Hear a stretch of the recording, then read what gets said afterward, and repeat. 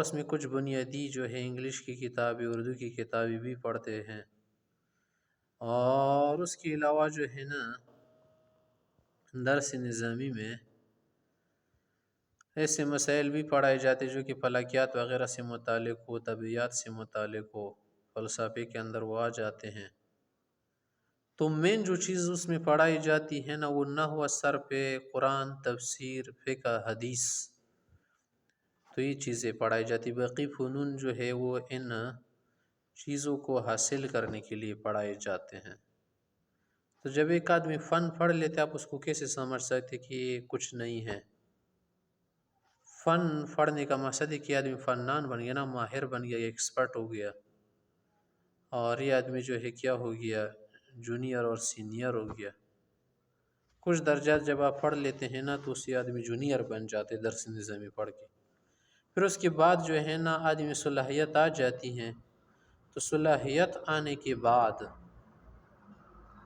مزید مطالعہ تو زندگی میں آپ ایک جگہ سب کتابیں نہ پڑھ سکتے اور نہ پڑھ پائیں گے، تو یہ تو زندگی میں بار بار جو ہے آہستہ آہستہ آپ کو پڑھنا پڑے گا۔ جیسے کہ دنیا میں ہر فن کے اندر ایسا ہی ہے کہ بیک وقت یا ایک خاص مدت میں حاصل نہیں ہوتا بلکہ اسے کرنا پڑتا ہے۔ مثلا ایک آدمی ہے ہیلتھ ٹیکنیشین ہے، ڈاکٹر بن گیا، تو اب اس کا ایسا تو نہیں نا کہ پورا ڈاکٹر بن گیا، ہیلتھ ٹیکنیشین آگے تجربے کرے گا، بیماریوں کا علاج کرے گا، آہستہ آہستہ پھر کچھ پڑھے گا آگے تجربے کرے گا، اساتذہ سے رابطے میں رہے گا، تو ایک ماہر ڈاکٹر بنے گا ایک دن۔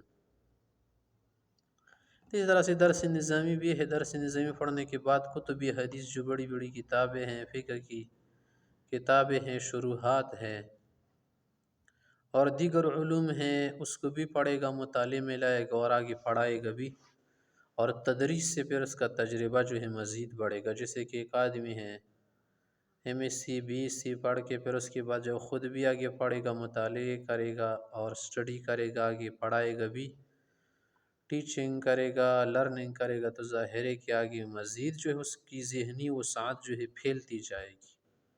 اس طرح سے درس نظامی کے علماء کرام بھی ہیں، فضلاء جس کو کہتے ہیں آپ لوگ۔ تو فاضل اور عالم مطلب ایک ہے یار، فاضل منن فضیلت والا بن گیا نا، اور پھر آگے اسی کو لوگ عالم کہتے ہیں۔ درس نظامی والے لوگوں کا یہ کہنا کہ یہ کچھ نہیں ہے اور میں اس کو کچھ سمجھتا نہیں اس ڈگری کو، تو آپ کے نہ سمجھنے کی وجہ سے ایسا نہیں بنتا کہ وہ کچھ نہیں ہے، کیونکہ درس نظامی میں چاروں ہدایہ پڑھائے جاتے ہیں، فقہ کی بنیادی چیزیں قدوری پڑھائی جاتی ہے، کنز الدقائق،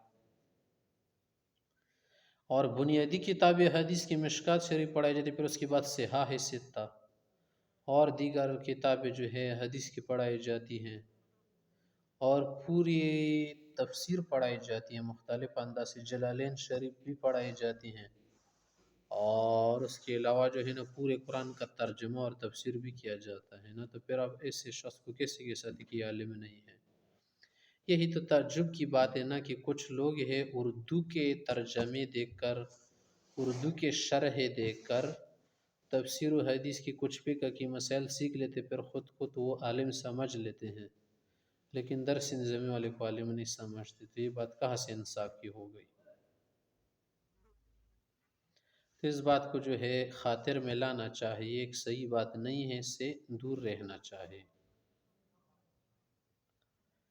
تو آپ نے دیکھا ہوگا اسکول کی جو کتابیں ہیں یا یونیورسٹیز کی جو کتابیں ہوتی ہیں، یا ڈگریز ہوتی ہیں، بی کام کرتے لوگ، ایم کام کرتے ہیں، B C M S C کر لیتے ہیں، اور ایل ایل بی کرتے وغیرہ وغیرہ بہت کچھ کر لیتے ہیں،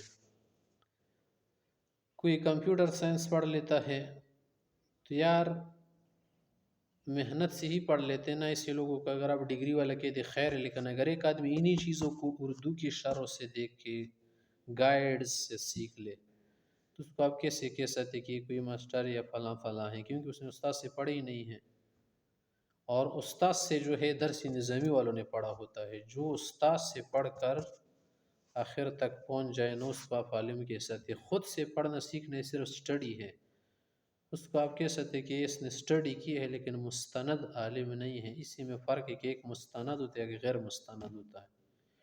جو ہمارے فضلاء علماء ہوتے ہیں وہ مستند، ان کے پاس سند ہوتی ہیں، اور جو سے نہیں ہوتی وہ بس خود سے سیکھ لیتے اور بنیادی پتہ ان کو نہیں ہوتا. اصل چیز جو ہے درس نظامی میں وہ بنیادی چیزوں کا سیکھ لینا ہے.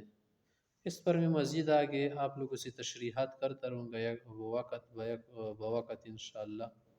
میرے ساتھ جڑے رہنا اور اس چینل کو سبسکرائب کرنا تاکہ اس طرح کی ویڈیوز آپ کو بر وقت ملتی رہے. والسلام، دعا میں یاد رکھنا.